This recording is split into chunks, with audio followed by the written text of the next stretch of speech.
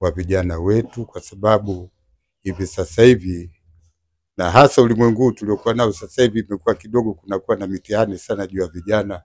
Wamekuwa wameacha mila zetu, wamekwenda katika mila zingine, na wengine utakuta kwamba ndio hivyo, maadili yameporomoka. Kwa hiyo kazi yangu kubwa ya kwanza ni kurudisha maadili na tabia ambazo zile za wazee wetu walizotuachia. Tabia njema, kuwa na heshima, kuwa na umoja. Kwa hiyo hii ndio kazi ambayo kubwa kabisa upande wangu naiona kwamba ndio ya kuanzia. Tupo Tumbuju na bahati mzuri wewe ni mwenyekiti wa wazee, lakini unatokea katika kitongoji cha Tumbuju Pwani. Kitongoji cha Tumbuju Pwani kwa wilaya ya Mafia ni kitongoji kikubwa sana, hususan kwa mapato kwa upande wa halmashauri, lakini pia kumekuwa na matukio makubwa ambayo yamekuwa yanatokea hapa.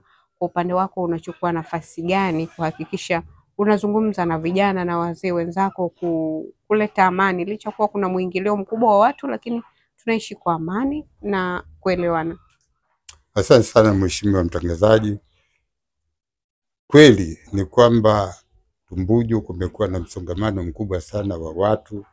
Hawa ndugu zetu wamekuja katika kipindi hichi kutafuta riziki, na sisi tumewapokea vizuri na tunaishi nao vizuri. Lakini penye wengi na matatizo hayakosekani. Matatizo kweli yapo. Watu vijana yani ulevi umekithiri, alafu uvunjaji wa sheria unakuwa mkubwa zaidi, wizi umekuwepo sasa hivi.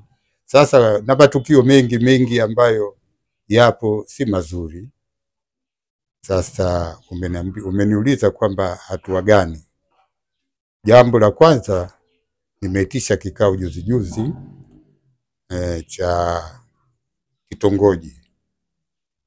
Kikao hiki kimehusisha wazee watupu. Tulikuwa tumekutana wazee watupu ili kuangalia, je, wimbi hili tutakabiliana nalo vipi. Lakini bahati nzuri ni kwamba tumepata uamuzi na tumezungumza na mwenyekiti wa kitongoji hiki, na nadhani tarehe 25 mwezi huu kutakuwa na mkutano wa kitongoji mkubwa tu utafanyika. Kwa hiyo huu utahusisha watu wote wanaoishi katika kitongoji hiki. Yaani tutawasilisha yale ambayo tunaitarajia kwamba kuyawasilisha ili yaweze kufanyiwa kazi. Una wito gani ama lolote kwa